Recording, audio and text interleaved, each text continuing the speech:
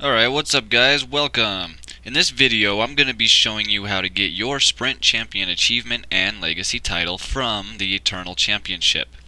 Now there are a couple of things that we want to take a look at before we go to Zakul, so let's get started. First off, your gear. You are going to want to have a full set of at least 220 gear or better. Getting the achievement requires a lot of DPS, so the higher your gear, the better chance you're going to have. In round 9, when you're fighting the Doom Droid, if your DPS is too low and the round takes too long, he will eventually channel an ability called Pulse Charge. This will make him immune to all damage for 20 seconds and will greatly impact your overall time. Now I went back and remade this entire video specifically for the purpose of making it into a guide, and have updated my gear since the last video I made where I got the actual Sprint Champion achievement. Now, in that video, when I got the achievement, I was wearing a full set of 220 gear with no set bonus and only one piece of 224, and that was the relic you received for completing Chapter 16 of the Knights of the Fallen Empire expansion. Secondly, your companion. Now, your companion is going to be in DPS mode for almost the entire run and is going to be crucial to hitting your overall time and getting the achievement. So, the better your companion, the better off you're going to do. I would recommend your companion's level be somewhere at least in the high 40s. I've seen someone do it with a 47, but they had better gear than I did at the time. When I got the achievement, my companion was level 50. And finally, stims, medpacks, and adrenals. You're going to want to have these. I recommend using the purple grade advanced polybiotic ones, and there are a few different stims and adrenals that give different stats, so you might have to look to see which one would work best for your character. Now you can find the medpacks, stims, and adrenals all on the Galactic Trade Network, or they can be crafted by Biochem. Since my character class is Jedi Knight, I used the Advanced Polybiotic Versatile Stims and the Advanced Polybiotic Attack Adrenals. There are two different kinds of med packs that you might want. The Advanced Polybiotic Med Packs and the Advanced Polybiotic Med Units. Now, these are going to be used quite a bit as you're going to have your companion set to DPS for almost the entire time. For that reason, I recommend using the Med Units, not the Med Packs. However, if you get into a pinch and your companion is doing just fine, the med packs will restore more health to you and may be pretty handy. Alright, one last thing that might help you out before we go. If you have purchased the Rocket Boost Legacy Unlock, or you are any DPS with a Leap to or Teleport to Friendly Target ability, these things will help very much with speeding up your overall time, as they can be used to get back to the intermission terminal faster to start the next round. Now, as you can see, you are in for some very fast gameplay. In order to complete the entire championship in under 15 minutes, you really don't have any time to waste. The second combat ends each round, you will need to immediately get to the intermission terminal as fast as you can. Click the terminal and spam spacebar 2 and spacebar until the conversation goes through. Then spam 1 and spacebar until you exit out of the conversation and the next round has begun. After you use the terminal each round, you will notice a timer has appeared on your mission log.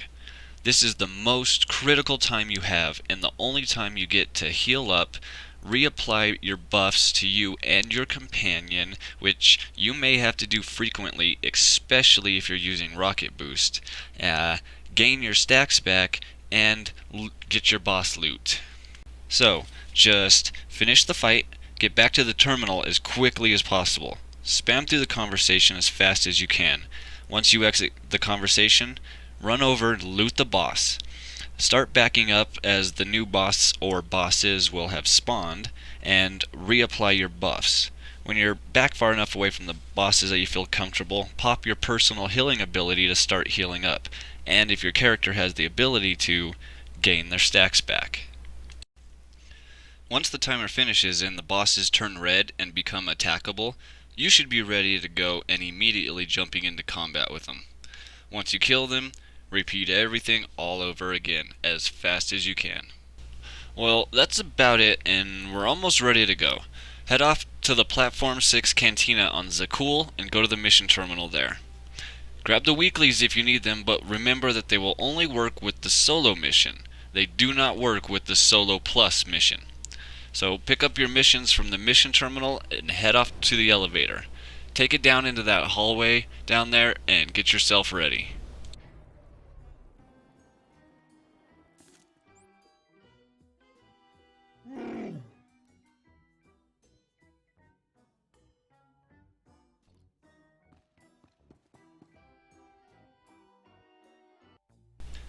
Once you enter the arena, the timer will pop up on your mission log and immediately start counting down. Don't forget to put your companion to DPS, apply your buffs, heal yourself up, and if you have the ability to, build up all your stacks and get ready to go as soon as the timer stops. The first round is very simple and barely even has a mechanic. First, we're going to target the medical unit, and then we're going to target the main boss. Completely ignore the combat unit because once you kill the main boss, the combat unit will disappear. Configured and ready to administer a pummeling! Now, give us a fight! Buckets of bolts!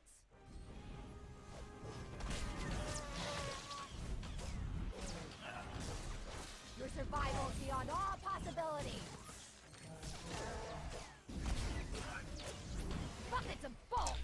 Once you've killed the main boss, hurry back to the intermission terminal and cycle through the conversations as quickly as you can. Turn around, run over, and loot the boss. Buff yourself as you're backing up. Then apply your personal healing ability to start healing you and your companion back up and get ready to go for the next round. Round 2 is really simple. You and your companion are just going to tank and spank the main boss until he's dead. At some point throughout the fight, he's going to throw a poison grenade that will take care of the ads. If you can, try to avoid standing in the poison cloud yourself, but keep the ads inside of it.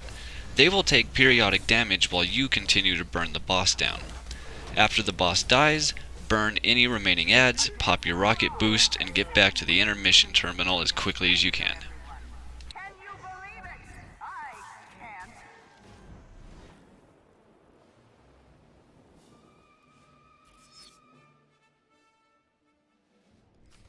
It's happened twice.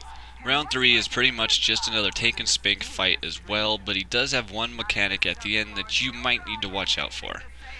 At some point towards the end of the fight, Gungus might jump into the middle of the room, pull you in, knock you down, and start to channel an AoE attack.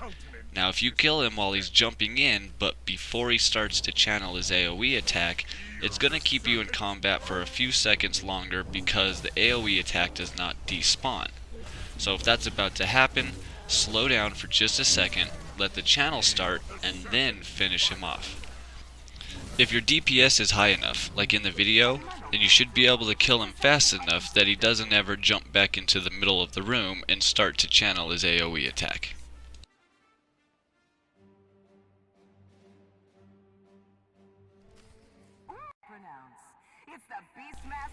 This fight is another simple fight, but with some soft enrages. Conrad will enrage when Chompers enters his regenerative state, and Chompers will enrage if Conrad dies before him.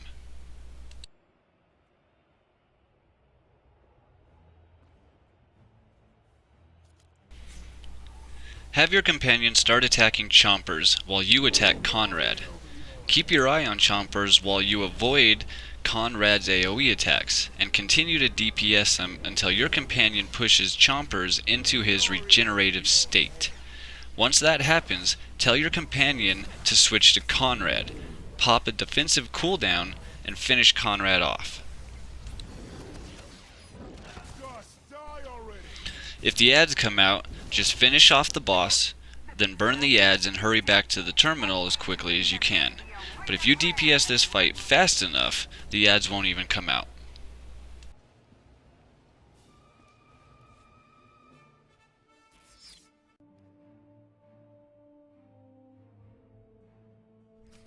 Oh, mysterious stranger, from which star could you hail? From where did you learn to fight? Round 5 is another tank and spank fight with just a couple of mechanics to watch out for. As soon as you start the fight, get behind Lanos. A few seconds into the fight, he will channel an ability called Deploy Shielders. As soon as those two ads spawn, you'll want to use any sort of AoE stun or other CC you have to stop them from shielding Lanos. In the video, I used Force Sweep.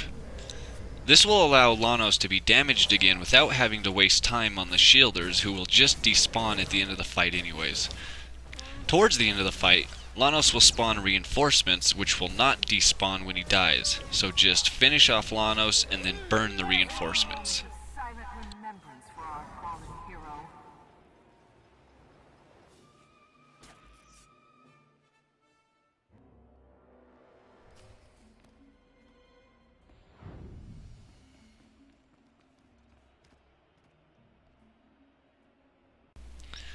Alright, round 6, the Breakdown Brawler, and finally we're starting to get into the tougher stuff. Round 6 gave me the most trouble in the entire championship. I have seen a couple different ways to approach this fight, so I'm just going to show you how I did it. First of all, let's take a quick second to explore the mechanics in this fight. Number 1, the purple reflect circles. These are the purple circles on the ground around each one of the boss's feet. If you do any damage from outside of these circles, it will reflect most of it back onto you, so stay inside of them. Get right up on the bosses when you fight them, even you ranged characters like gunslingers and sages. The second thing we need to watch out for in this fight is the enrage. If Mr. Ripper and King Crush get too close together and their purple reflect circles overlap for a couple seconds, they start glowing red and become enraged.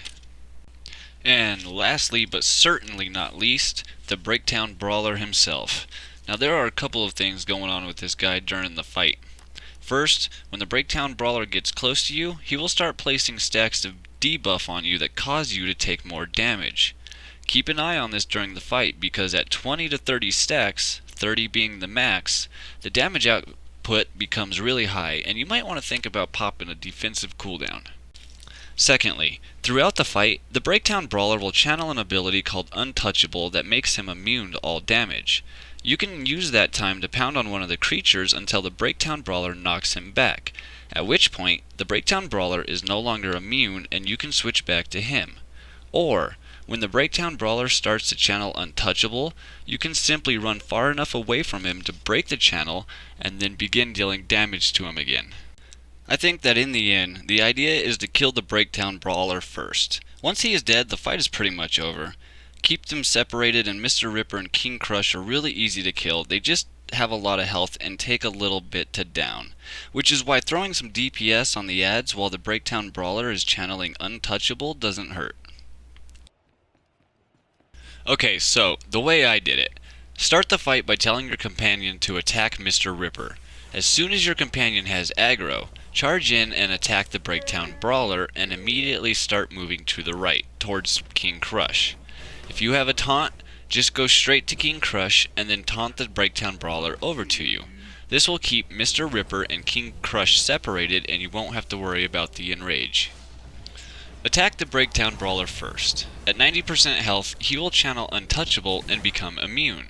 When that happens, switch to King Crush and DPS him until the Breakdown Brawler knocks him or both of you back. Then, switch back to the Breakdown Brawler and hit him as hard as you can. At 30% health, he will again channel Untouchable. This time, run away from him to break the channel and then finish him off. If your companion is a high enough level, then they should pretty much have Mr. Ripper killed by this point. If not, just take him down real quick and then team up on King Crush. Make you dead. Gonna kill you.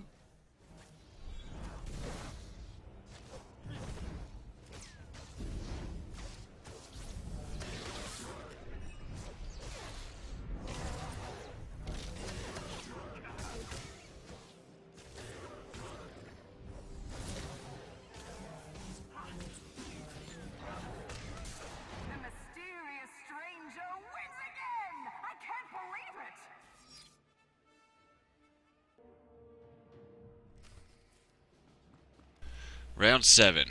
Nocturno and Drake. In this one, Drake is going to constantly be placing stun grenades at your feet. You will have to avoid these during the fight while getting Nocturno to run through them. Always try to drop the stun grenades in between you and Nocturno, so that when she charges you, she will run straight into them. Start the fight by attacking Drake and just follow him around the room until he is somewhere near 20% health. Once you get him down, he will channel an ability called Deploy Abduction Squad. It is a 1-second channel, so it is very easy to miss. If you do miss it, just switch to the Silver Star Abductor Droid, interrupt his 15-second channel called Capture Sidekick, and kill it. Switch back to Drake and finish him off.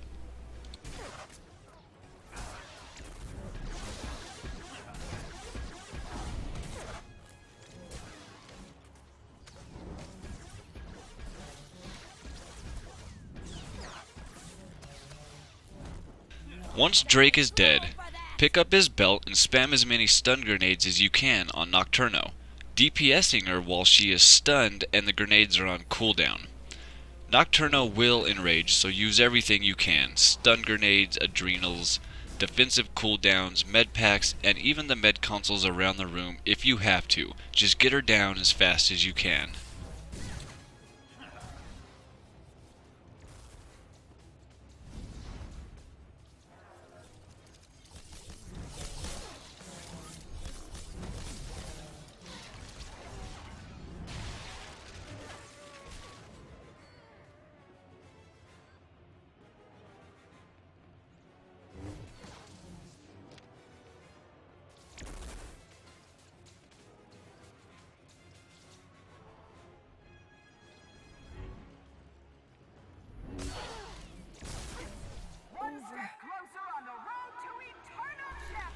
And moving on to round 8, Little Gut.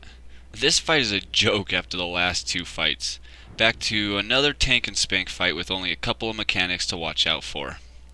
As soon as you start the fight, you will be slowed.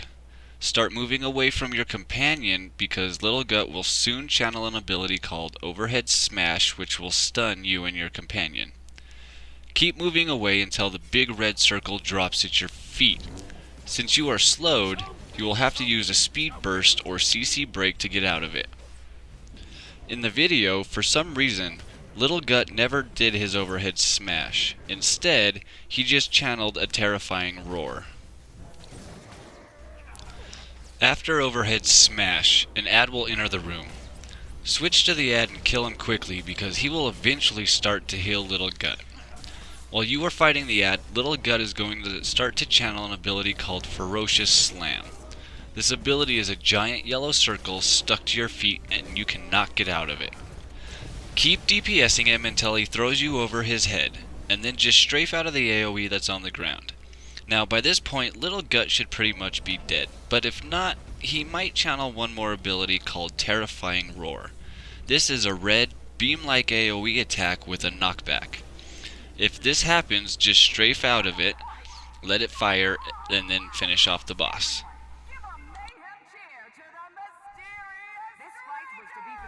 Round 9, the Doom Droid. This fight is one of the most crucial fights in the entire championship for making it in time to complete the achievement. If you do not have enough DPS in this fight, you will run into a mechanic that will slow your overall time down by at least 20 seconds.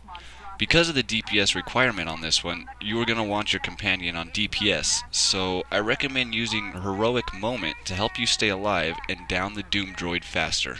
Kill me once! That's my miscalculation. Kill me twice? Not going to happen! Soon we know. Start the fight, and then get behind the Doom Droid, facing it away from your companion. The Doom Droid's first ability will be a channel called Laser Beam. When the Doom Droid starts channeling Laser Beam, just strafe out of the way before the channel finishes to avoid the blast. After the Laser Beam, the Doom Droid will channel another ability called Missile Strike, which places AoEs on the ground at your feet, each one larger than the last. You need to run out of them and be careful not to let one drop on your companion. Now, if you have enough DPS in this fight, then 4 ads will spawn instead of 2. 2 that will chase you and then explode when they get close to you, and 2 regular ads. When the ads come out, just pop a defensive cooldown and then keep attacking the Doom Droid. Once the 2 smaller ads get to you and are about to explode, just run out of the blast radius. Now, the Doom Droid should pretty much be dead by now. Just finish him off and then burn the last 2 ads. But if the Doom Droid isn't dead by this point, it will channel another round of missile strikes, and then if it still isn't dead, will channel an ability called Pulse Charge, which makes him immune for 20 seconds. And at that point, you can pretty much kiss your achievement goodbye. And now, finally, here we are, the final round. This fight can also be done with your companion set on either DPS or heals. Doing this fight with your companion on DPS is a real pain to say the least. Your heroic moment is now on cooldown, and you may or may not have any med consoles left around the room.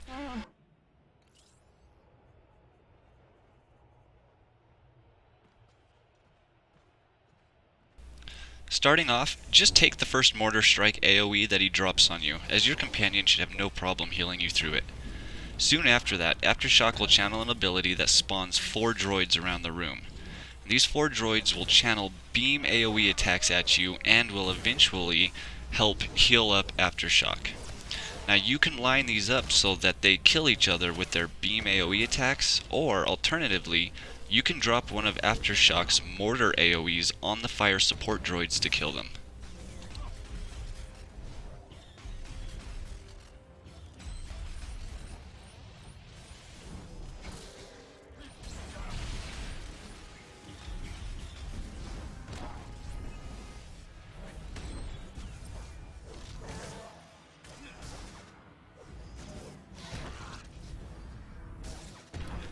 At 50% health, Aftershock will break and SWTOR will jump out and come stun you. CC break out of the stun and DPS him down. The faster you do this, the less time Aftershock has to recharge. Also, if there are any fire support droids left around the room, they will help Aftershock recharge faster. At 75% health, SWTOR will jump back into Aftershock and channel Focused Laser on you. This does a ton of damage, and you will want to use everything you have to survive. DPS Aftershock as fast as you can during this to stop his channel. At 50% health, Aftershock will break again, and SWTOR will come out for the final phase of the fight. Just DPS him down until he jumps into the center of the room, becomes immune, and begins channeling Shocking Finale. If you have a knockback resist ability, pop it just before SWTOR finishes channeling Shocking Finale, because he is going to start pushing you into the AoE all around the outside of the room. If you don't have one, just get out of the AoE as fast as you can and keep DPSing him down. During the fight, SWTOR will channel an ability called Unstoppable Force, which can be interrupted. Just interrupt his channel and then DPS him down until he's dead. Once SWTOR dies, Aftershock will become suicidal and drop a mortar on himself and any remaining fire support droids in the room. Alright, so if you've done everything correctly, your companion is a high enough level, and you have enough DPS, then as soon as Aftershock suicide bombs the room and combat ends, you should receive your Sprint Champion achievement and your Legacy title. Alright guys, well, I hope this video helps at least some of you out, and good luck getting your Sprint Champion achievement and Legacy title.